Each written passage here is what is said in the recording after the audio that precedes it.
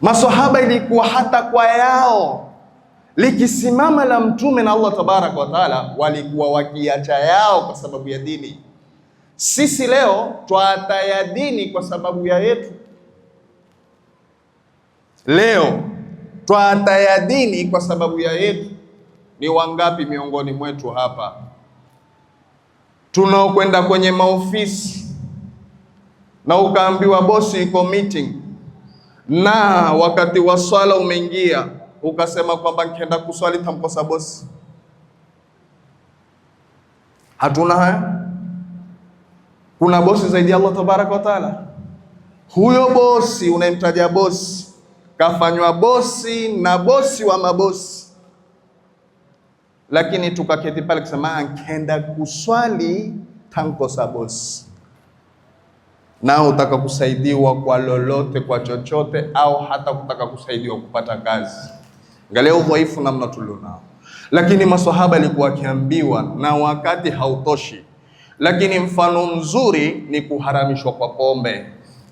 Pombe liliharamishwa istirajia, ilikuwa likiharamishwa stage kwa stage, lakini ilipokuja aya ya mwisho ya kwamba ni haramu, wanazuoni wasema lilimwagwa pombe ndani ya Madina hapo kwa hapo. Hawakunena kwamba ngoja tumalize mitungi yetu, baada ya kushamaliza iliyoko kwenye mitungi basi ndio hapo itakuwa ni haramu kwetu. Lakini mfano mwingine ni Abu Bakar, ilikuwa ameudhika kwa tuhuma aliyotuhumiwa binti yake, lakini iliposhuka ya Mungu basi akawa yuko tayari kusafisha na yuko tayari kusamehe, na akaregesha msaada kwa Mistah, kisha akasema wallahi la unziuha abada, kwanzia leo siuondoshi kabisa. Kumbe nikisamehe Mola wangu atanisamehe.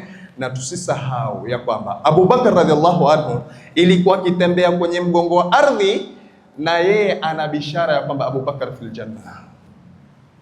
Galia watu hao, mtu yatembea kwenye mgongo wa ardhi na mtu hajafa, yuko hai, bishara ishakuja kwamba yeye peponi. Lakini likija la msamaha wa Mungu huwatalilolishika kwa kutaka msamaha wa Mungu. Sisi leo hatujijui, hatujitambui.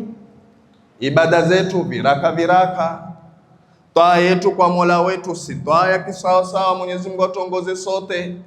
Lakini juu ya hayo, hata ukiambiwa samehe, hatuwezi kusamehe, na hata tukiambiwa safisha moyo wako, hatuwezi kusafisha nyoyo zetu kulingana na hururi za kidunia zilivyotushika. Leo kuna watu wakikosewa, ni wangapi waliokosewa wakaroga wenzao? Ni wangapi waliokosewa wamewaua wenzao?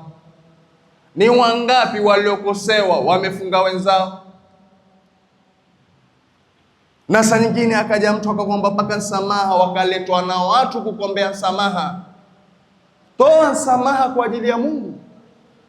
Lakini leo waroganwa tu, watu warogana, wamerogwa wingi watu. Kiangalia hatia ni ndogo. Kuna kijana hapo hata hana hatia, ni mahali duka limfunguliwa la reshen na kuna lingine la reshen, na yeye akafungua lake. Akifungua lake kawa ni hatia, kwa kuwa duka lake lilikuwa biashara. Mungu ameitilia taufiki kwake, huenda vizuri, akarogo. Kijana watu ni mgonjwa mpaka leo, hana raha ya maisha. Duka lile kile kitaka kwenda dukani, hawezi kwenda dukani pale. Kile akiambiwa nenda, hataki. Kabla maradhi hajampata, na maradhi akamwingia mpaka ikawa vitu uliwa ndani ya duka, basi vitu kabidi vitolewe. Akalikosa lile duka na ana maradhi mpaka leo. Na mangapi na wangapi kwa mifano iliyotele. Kuna wengine akili zimewaruka kwa sababu ndogo tu. Wewe utaona, wewe takuonesha. Sisi hatuchezewi. Babu yangu amjua, babu yangu fulani. Nani babu yako? Mwanga. Wajifakhiri kwa babu yako kuwa mshirikina. wajifakhiri kwa babako kufanya mambo ama babu yako yenye kumuudhi Allah tabaraka wa taala. Sisi hatuchezewi, sisi tumechanjwa, sisi ni akina fulani. Kuna makabila fulani, na poleni kwa hili, kuna makabila fulani ukionekana umesoma tu watu kuroga, wamezoea wao wasiendelee mtu pale, au kijenga kigorofa tu kimeanza kutoa vibloki vapanda juu, jamaa hao kila mafundi wakenda, mafundi wasema pangiliki. Wewe mwenyewe ushapandisha bloki, wapigiwa simu, ambiwa nyumba tuioni, nyumba hamuioni. Jamaa washafanya mambo yao, mafundi wanakuwa na simiti pale, vyuma, hakuna kitu. Kwa watu kufanyiana mambo kama haya. Lakini angalia wema namna walivyokuwa wakisimama kwa kutaka radhi za Allah tabaraka wa taala.